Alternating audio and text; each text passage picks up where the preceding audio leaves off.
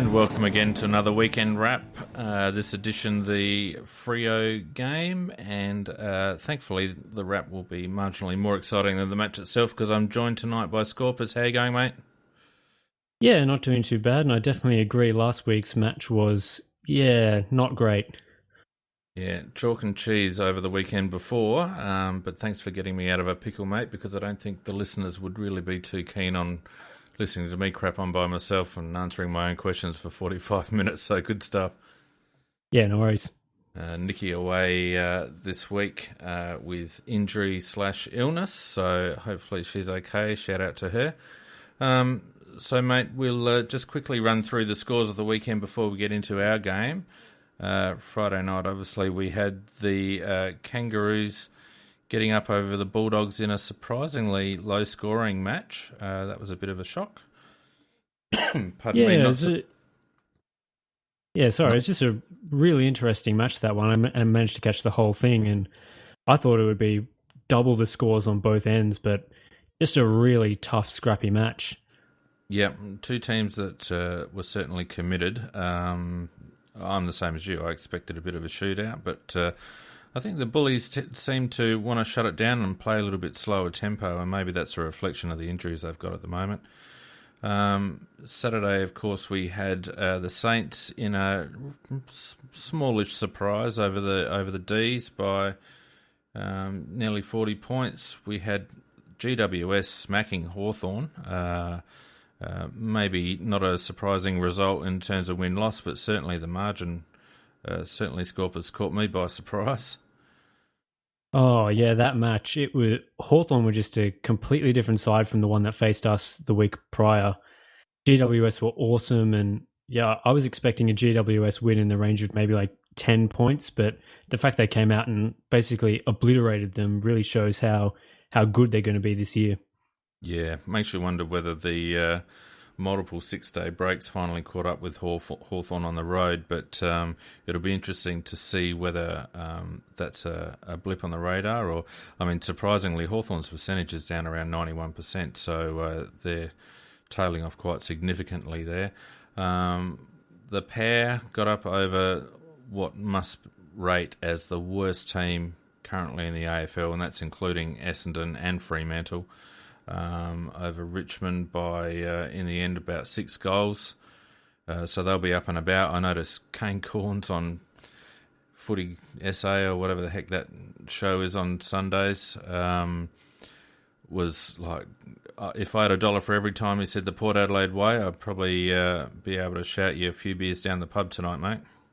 Oh, not the bloody Port Adelaide way. I know they're really up and about on the board at the moment about like, Port Adelaide's back. We're back playing Port Adelaide football. And I honestly reckon that any team in the AFL would have beaten Richmond that night. They were absolutely atrocious. Probably a few teams in the SANFL too. I didn't think Port played all that well, to be perfectly frank with you. Richmond were in the game, surprisingly, for a fair bit of it. But they just had no system whatsoever. They looked completely confused, completely disorganised in terms of their ball movement. It's going to be interesting. We're going to have to sit through another 45 minutes of Richmond analysis on all the footy shows this Monday night. But Hardwick's got to be under the pump, you would have thought. Yeah, he's gone. The fact that they have so many of their key players with absolutely awful disposal efficiency. All their outside players are just butchering the ball. Their forward line is basically Jack Rewalt, and that's it. And they just can't get their hands on it, and they can't do anything right. They're just a complete mess at the moment, and I think he's got to go. Yeah, I agree. A time for a change down there, but probably a cultural issue as well down there. Their recruiting is off. The list management's terrible. Obviously, the front office completely overrated both the list and the coach. So, interesting times ahead down in Tigerland. The Cats predictably smacked up a short-staffed Gold Coast Suns down at, what's it called now? Skilled Kadini Park. Simmons Stadium. Danger and Selwood doing well there. And today we had the Swannies just getting up over the Lions. Obviously, I didn't see the game, but Sounded like it went right down to the wire. 3 points in the end. Yeah, there's a bit of a controversy in that match too, because Callum Sinclair, he went down with what appeared to be some sort of severe knee injury, and they brought out a stretcher that ended up not actually being used at all. And the controversy there was that the ball was actually in Brisbane's forward line. This was like right at the end of the match. And, the stretcher, of course, they stopped the game to bring the stretcher out, Yep. and that allowed Sydney Swans to basically come in and flood their forward line to prevent any further scores. And Callum Sinclair didn't even need to use the stretcher. He managed to get up and, get off. And yeah, I think Justin Lepage had a bit of a smackdown of that policy, saying that, why even bother bringing out the stretcher if you're not going to use it? And it could have costed them the match. Well, my understanding is that once the stretcher comes on the ground, it must actually be used. So it'll be interesting to see if there's any comment there. Once they call for the stretcher, even if the guy then has a miraculous Lazarus recovery, he must go off on the stretcher. So unless that rule's changed, there's probably be some comment about that during the week. Carlton predictably got up over Essendon in a fairly low-scoring match, and Collingwood did me no favours in my footy tipping, going down by 10 goals to the Weagles over there at Domain Stadium. So, reasonably predictable round, a couple of iffy results, but it leaves us sitting in, sixth spot now? Yeah, I think that's about right. Maybe seventh. West Coast might have just dropped over us. But Yep. So we move on to our game, Scorpus, and the score, 14 goals 13, 97 to us, and Freo 8 goals 16, Wayward kicking 64. We're getting up by just over 5 goals. What were your overall thoughts on the match, mate? Yeah, it was a bit of a shocker, in my opinion. I thought both sides, especially in the first half, were terrible. There's really no other way to say it. Our disposal efficiency and their disposal efficiency was really subpar. Freo came out and they were kicking behind after behind after behind. That even some behinds that were, quite easy for them to kick, they just completely shanked them. We were a shadow of ourselves that we played against Hawthorn last week. Completely different. We just didn't come out and play, and then we almost snuck over the line. Really, in the second half. Yeah, just a shocker. Yeah, our intensity seemed down, and that's reflected in a couple of stats that we'll go through in a little while. We certainly didn't crack in to anywhere near the same extent as we did against Fremantle, and credit to them. They came with a plan. Probably, I would suggest almost the first team to come up against us who have got a plan to shut us down. And I know that they pretty much played the old-fashioned Ross Lyon way. But there are a couple of key things that they forced us to do. They forced us to overpossess. They certainly pressed up very hard, which meant that we couldn't get our rebound game running to any significant extent because they crowded up the midfield quite successfully. But they wanted it more for large periods of the game, and were it not for some errant kicking by them in the first half, the pressure would have been on us. But as it turned out, I think we always had that little buffer once we gained the lead back from them earlier in the match, and the impression I got was just the players were doing just enough to win. Yeah, I agree. Certainly an ugly game. Yeah, some of the things that I noticed in particular was the contrast between our first half and second half. It definitely seems like at halftime, Pike came in and adjusted our game plan to sort of stop kicking long in the wind, which was a huge issue on the day, and resort to more short passes, which I think allowed us to slowly but surely penetrate through the massive flood that Ross Lyon was employing in the midfield and defensive zone. They had, maybe 2 or even 3 extra players in those areas when we were trying to get through there with our usual running and kicking game plan. That kind of, as you mentioned, nullified our game plan. So, yeah, I think the fact that Pike was able to execute a plan B was a real positive on the day, as well as, some of the ability of the guys to stand up, and especially like Sloan and Tomo and Atkins to sort of, weather through some of the poor kicking and stuff that we were doing in the first half and managed to get the win. So, yeah, Yeah, interesting game. it was interesting. I mean, stats on just a few of the players. Obviously, Rory, our leading stat getter, with 31 disposals, 7 marks, 8 tackles, which is also a game or a team high. For us, 4 inside 50s, had another monster game. Scotty Thompson with 30 disposals, only 3 tackles, 3 inside 50s, was solid, if not outstanding. Lukey Brown had a lot of touches from his defensive post there, 27 touches, 6 marks, down back, 4 tackles. Matty Crouch I thought was disappointing, and I'll touch a little bit in more detail on Matty Crouch in a second. Still had 27 posies, but 19 handballs, which is probably not the kind of ratio that he's looking for. Only 1 inside 50 as well.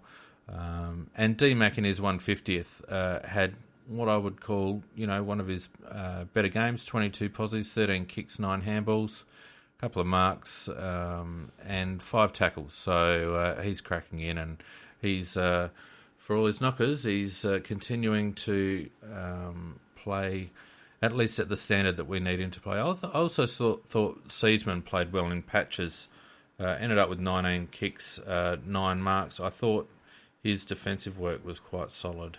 Probably saw him work back defensively more than we have in the past. So for them, Lachie Neale, 40 touches. People are saying that mostly ineffective, but I wouldn't mind a 40-touch centreman or midfielder in our team, so I'd still be chasing him.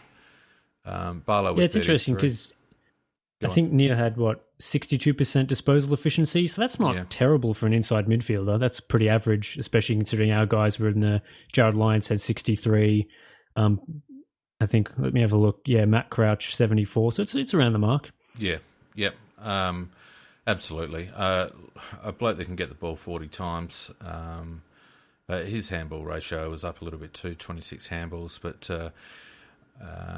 you wouldn't mind a bloke that could get the ball like that. Michael Walters played well, 29 kicks, 7 tackles as well, which was excellent from him. 7 inside 50s. He was probably, I would have thought he was their most effective player. David Mundy down back did well. David Mundy did well distributing the ball from down back. And aside from that, it was a pretty even performance. I thought Alex Pearce did well too on Texan. We'll talk about Texan in a little minute too. But he certainly held his own there. And I thought the ruckman, Griffin and Clark, did quite well against Sauce. I thought Sauce got the better of them, obviously, around the ground, but certainly their ruckman held their own in the stoppages. So, no real outstanding performances from us. A relatively even performance. The guy I want to talk about is Matty Crouch. Again, another 27 posies. But if you have a look at his heat map, which I love these heat maps, Scorpus. Yep, they're good stuff. Yeah, most players have a spread in a certain region of the ground. Matt Crouch's red zone is basically the centre circle. Just the circle. If you have a look, it's just about the circle. Wow, okay. Yeah, so he's not doing enough outside of centre clearances, in my opinion. I totally agree. I think he was, for someone who got 27 possessions, I thought he was near on invisible on the day. Even guys that got significantly fewer possessions, like Tom Lynch, he wasn't great on the day. He had 19 disposals. I thought he had more of an impact than Matt Crouch. We've also got guys like Charlie Cameron, 16 possessions. I thought I noticed him a bit more. Douglas had 21. I mean, these are guys that were much more effective in their disposal. I think Matt Crouch is what he's doing at the moment is he's trying to execute that handball that is getting to our outside plays, but he just didn't manage to do that effectively on the weekend because of the significant amount of players that were around a lot of the stoppages because, of course, of Frio's flood. So, yeah, I was actually very surprised that he managed to get 27 touches. I thought he was well off getting that, and he also managed 7 clangers too. So, couple of errors there from Matty Crouch. I think he needs to stand up next week. Yeah, he was a major offender when it came to turning the ball over, and I think some of that, as you say rightly, was because of Fremantle's man-on-man pressure, and it certainly was a man-on-man game. We need him to get his skates on around the ground a little bit more and get more involved around clearances around the ground.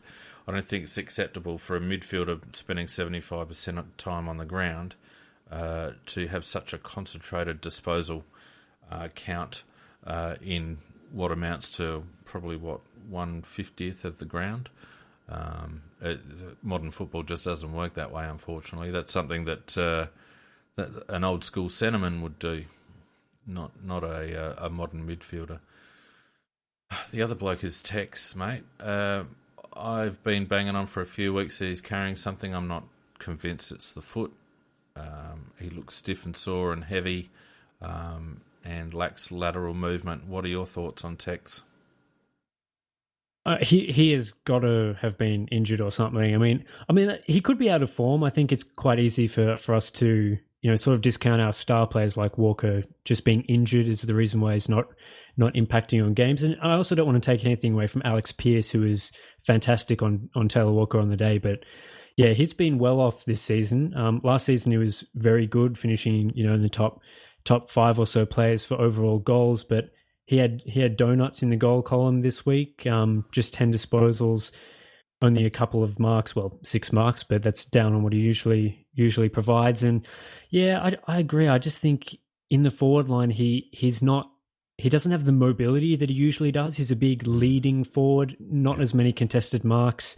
He really relies on being able to get around, get into space, and over the opening however many rounds we're up to now, 6 rounds, he hasn't had the impact that I thought that we'd be seeing from Walker. And I think one of the things that John Pike mentioned in the recent press conference was the fact that he was apparently carrying a foot injury that he's now over, and that's limited his ability to train. So that could be affecting his fitness and his touch. But Don Pike seems to think that Walker will be getting better over the next few weeks. So I think we'll just have to wait and see on that. But there's got to be something that's up with him at the moment. Yeah, certainly a wait and watch on Tex at the moment, I believe. He doesn't look confident. Certainly in the air, he doesn't look confident. His second efforts are spasmodic. And when he does put in a second and third defensive effort, he's usually effective. But often we see him stationary 5 or 10 metres from a contest. But he's just not presenting enough, in my view. It was interesting when Pikey pushed Jenkins back deep in the last quarter that Jenkins was actually presenting quite well. And that's exactly what we want from the Texan, and it just doesn't seem to be there at the moment, so hopefully he turns it around. Cole Hardigan, who's been a whipping boy, although I've been a fan for a couple of years now, really starting to cement his spot in that back six. Took some telling marks. I can't think of him putting a foot wrong, actually, during the match. How'd you see it? I thought he was by far our best tall defender, and I think he's been the best tall defender for us over the past couple of weeks.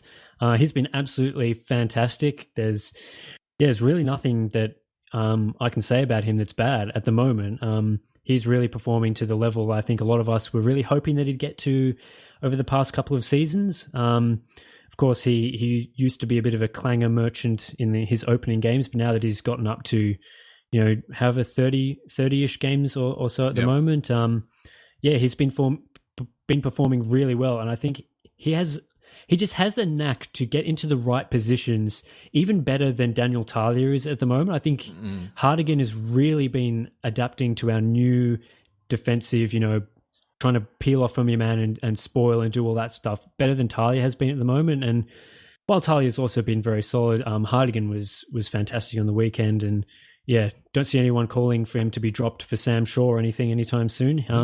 He's a lock. Well, he's gone on Kyle Chaney, and again, Kyle had a bit of an up and down game.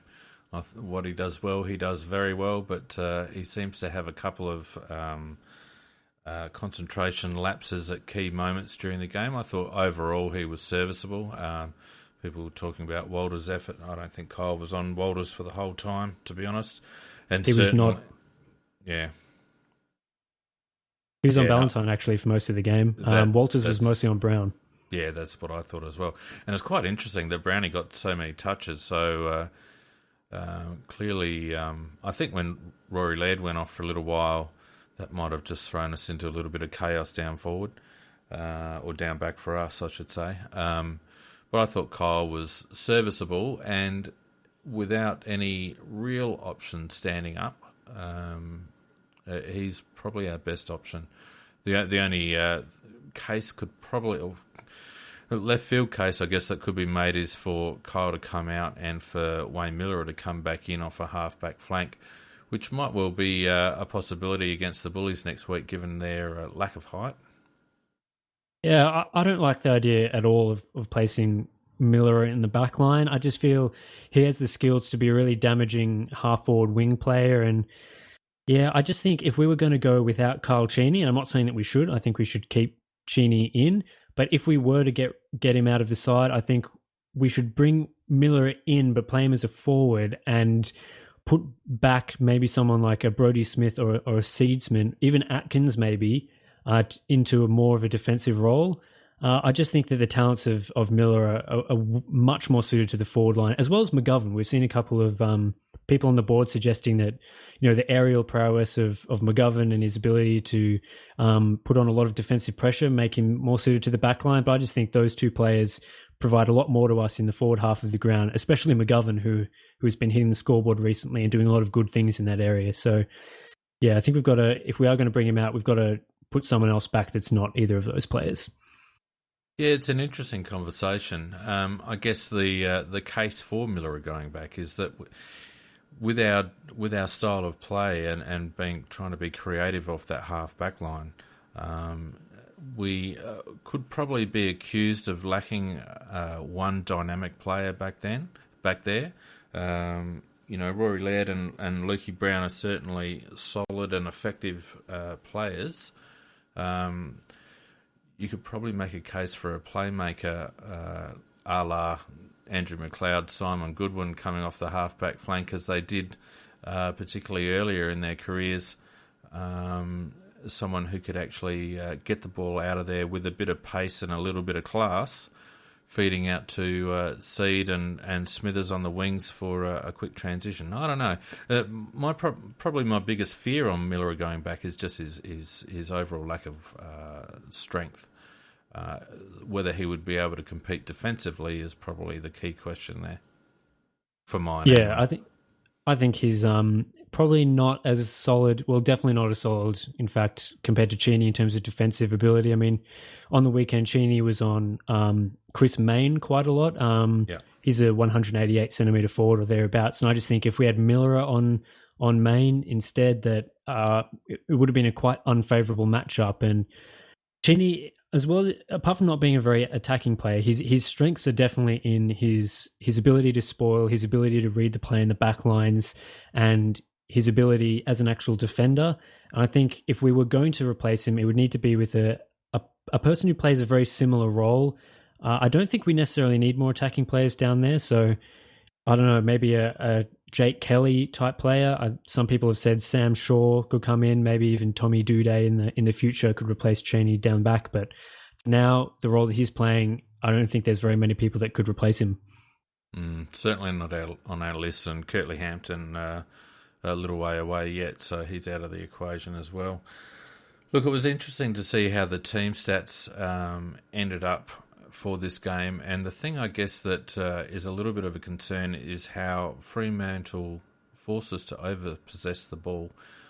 We had 430 disposals to 376 at nearly a 1-to-1 kick to handball ratio, which was probably a little bit more than what we would have liked.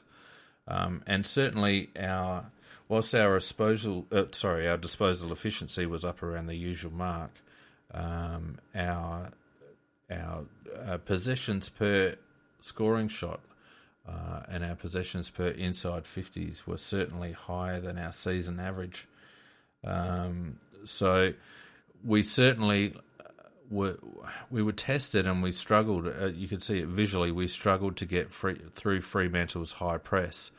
And you're right, Pikey did tweak the game plan in the second half, and we tried to pick our way through a little bit more rather than attempt the run and gun and turn the ball over in the conditions.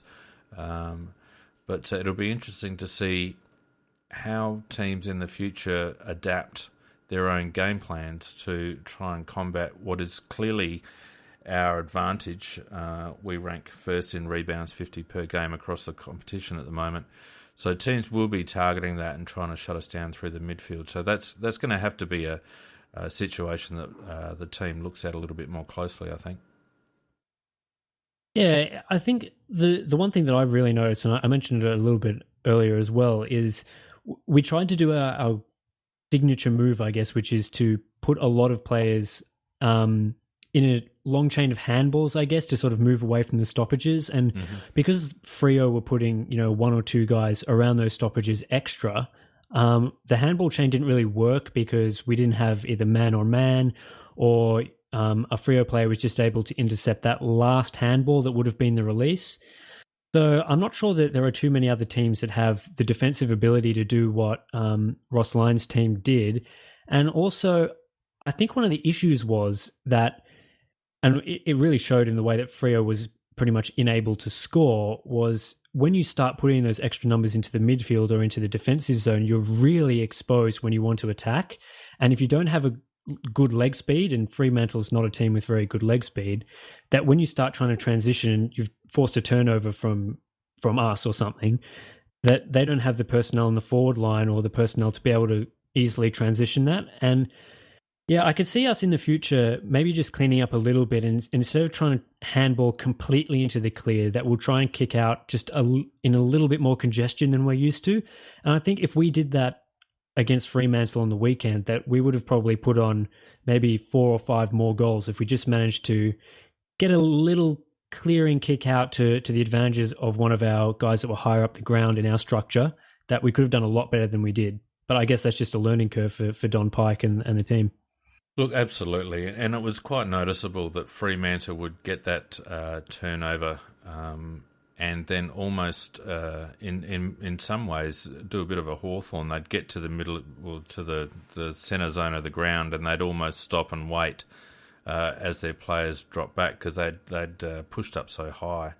And what was noticeable to me, and it was, whether you can call it unacceptable maybe, but our intensity on the spread wasn't what it has been in the past. Generally speaking, we've been quite adventurous with that first and second give, and then we've been able to break a line, or we've spread and switched quite aggressively as well.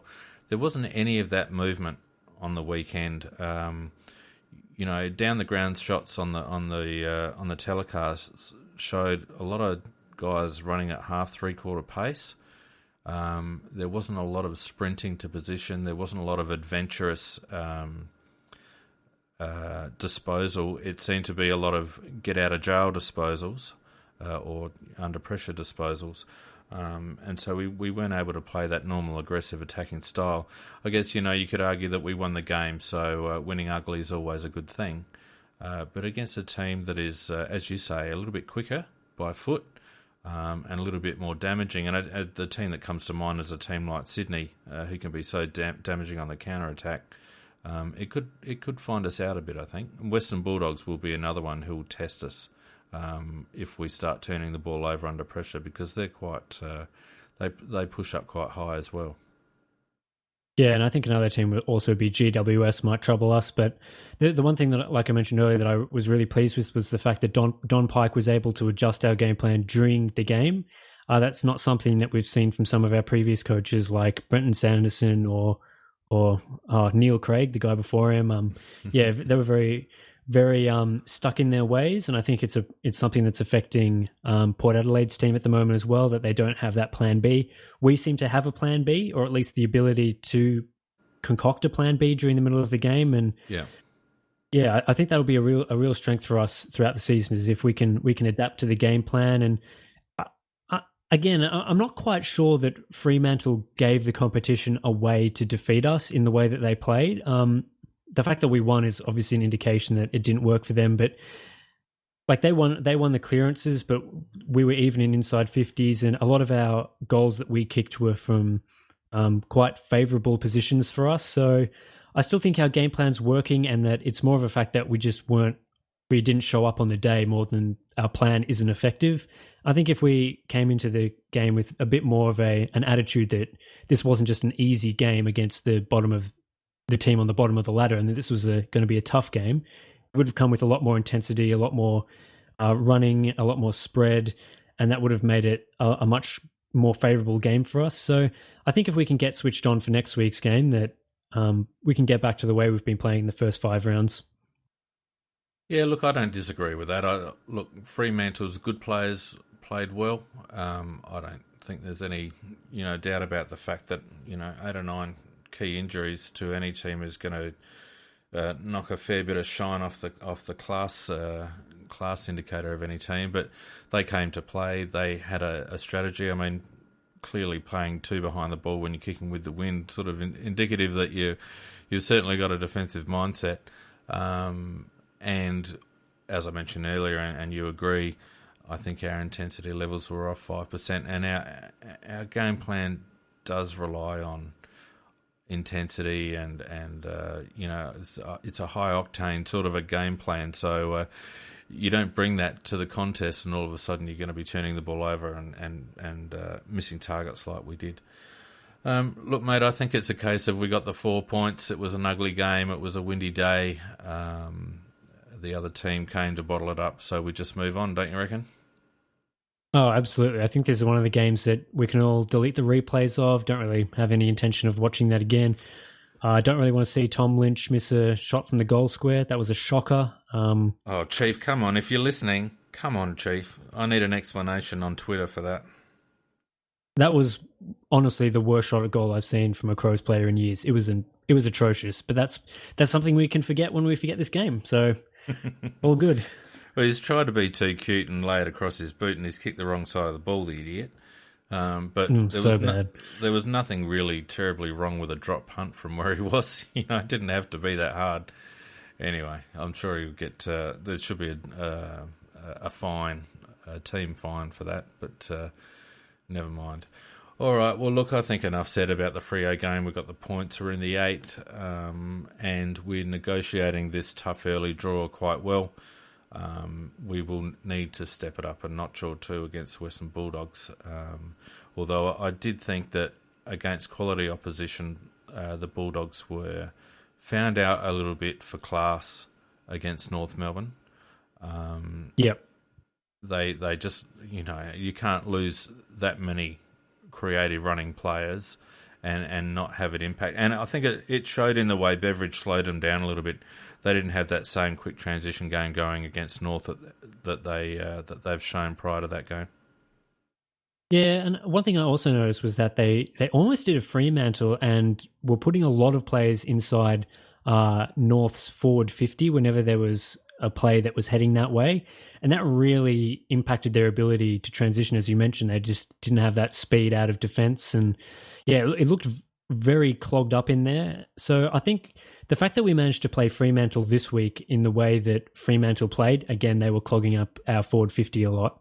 That will give us some lessons on how we can defeat the Dogs in their current game plan. And I actually don't think that the Dogs' game plan will be that effective against us, because we will just be able to kick goals from outside 50. We'll be able to use our precision kicking a little bit more effectively than North, I think, at the moment, and get it into our forwards, hopefully. So it'll be an interesting game, but I think that we have the goods at the moment, especially if we can get back to how we were playing in the Sydney match, to put on a bag against Western Bulldogs. They only kicked 6 goals on the weekend, which is pretty poor for a team that, we saw last year. They were kicking huge amounts, and yeah, they just don't have the personnel on the forward line or the back line, I think, to take us down. But we'll talk about that on the preview cast later in the week. That's right. Yeah, my only comment on that is I think they were pushing back because they just didn't have the height to combat North's 3 tools. So they had to basically crunch the contest, and as you say, that left them a little bit short-staffed down the ground when they try to transition. It'll be an interesting chat down the week when we know the teams.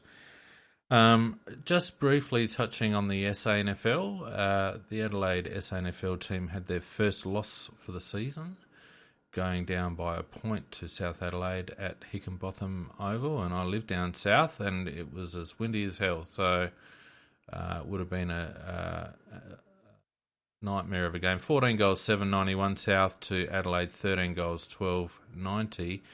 The notable stat, I didn't watch the game, the notable stat from the game was that we were held goalless in the last quarter.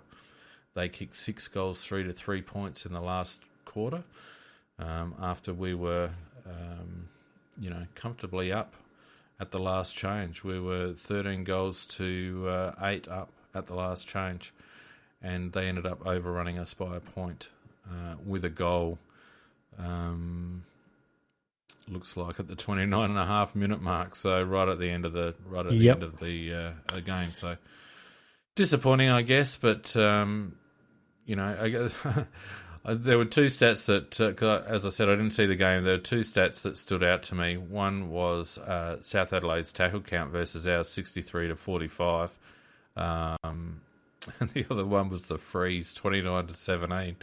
Yeah, it's pretty typical, isn't it? 29 to 17. That's a bit of a shellacking from the men in white, as they are in South Australia. But disappointing, I guess, to lose. Bradley Crouch had a lazy 36, 10 tackles as well, which is pleasing. And 10 clearances. 10 clearances, yep. 4 inside 50s, 2 rebound 50s. Good game from him. Ellis Yeoman had 32. Good to see him getting into the 30s. Mitch Grigg with 26. I'm not sure where they're playing Mitch at the moment, but he had 4 inside 50s and 3 rebound 50s, so it looks like sort of defensive wingman maybe. Ricky Henderson solid. Wayne Malira kicked 3 goals. Not much else there. Dean Gore's numbers look a little down for someone who's playing in the midfield. You'd want him to get a bit more of the ball. And it doesn't look like Harry Deer had much of a impact. I don't know whether he was on for much of the game, but he got most of his disposals in the last quarter, I think. So I don't know what's going on there. I think that I heard something that he was concussed at one point in the game. Maybe he was put back on at some point. I'm really not sure, but yeah, an interesting game to get overrun. We were very undermanned in the back line. We were missing Otten from suspension. Shaw was still out because of his concussion, and Kelly was a withdrawal earlier in the week because of a hand injury. So, yeah, we were playing like Alex Keith, Carey, and Duday down there. Yeah. Definitely undermanned. Probably helps South get over the top in the end. But in the end, yeah. They could have had a breeze. We'll put that one behind us. Oh, yeah, look, I mean, the SANFL team's going well. It's good to see Brad Crouch stake a claim, 10 tackles in particular. Probably rates a higher mention to me than the actual disposal count. 10 tackles, 10 clearances. You would suggest that he comes in next week, but we'll have a bit of a chat about that later on. Look, mate, that's all we've got. I might just briefly touch on the round for next week. We won't go into any details. We've got the Hawks over Richmond. We've got Collingwood Carlton at the G.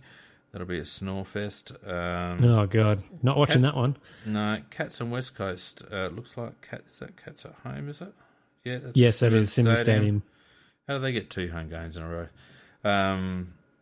So that's always a challenge down there. We've got the Swannies should get up over Essendon, you'd imagine. We've got the Suns and Melbourne. That'll be an interesting game to see whether Melbourne can bounce back. Dockers and Giants at Domain. You would expect that the Giants would get up on that one. Saints and Kangaroos, and Port at home to Brisbane. Brisbane's form isn't terrible, so that might be an interesting game. And, of course, we're playing at Etihad on Saturday night against the Bullies. So that's about it, mate. I haven't got much else to talk about. Pretty dour sort of game. We got the 4 points, and life goes on. What do you reckon? Yeah, not very interesting round either. With just some of the other matches, a lot of the games were pretty boring, to be honest. A lot of blowouts and all close games that were pretty crap in terms of their skills, like Richmond, Port Adelaide. So hopefully next week some of those other clashes will be a bit more exciting. The fact that we've got Richmond on the Friday night, though, Yeah, that'll be an interesting Friday night match. Maybe they'll replace Carlton for the Shockers on Friday for this year. Oh, look, who's going to watch Richmond v Hawthorn on a Friday night? Who'll go? Like, they had 27,000 people to their match this week, Richmond home game. It's a Richmond home game next week too, so I don't know. Is everyone already microwaved their memberships and they can't get to it or something? I mean, that's a shocking crowd for a big team. Yeah. And Hawthorn haven't got a huge following, or they don't seem to get huge attendances anyway. At the G's gonna feel empty. They might have to give a few tickets away on the radio on SEN during the week. Yeah. Never mind, that's their problem, and we've, as I said, we've started the season probably as well as we can expect. To be honest with you, I think anyone would take 4-2 after 6 rounds. We've got probably 2 more tests coming up, and the next one, the Bulldogs, whilst they're slightly undermanned, they still provide a test away from home. So we'll see how we go. Thanks for joining me, Scorpus, and getting me out of a hole. No worries. And we'll talk to you on Thursday night, Tuesday Night Live, Big Footy Tuesday Night Live, coming to you again at 8:30 on Tuesday with Peter J and the crew. Until then, we will see you later on. Yeah, and don't forget to give us a review on iTunes. Yeah, definitely. So we'll just talk about that quickly. We need likes on Facebook, we need some Twitter activity, and we definitely need some reviews on iTunes. That would be awesome. So people listening to us, especially those that use us on iTunes, get on there and give us 5 stars. Thanks, mate. We'll see you later. All right, see ya.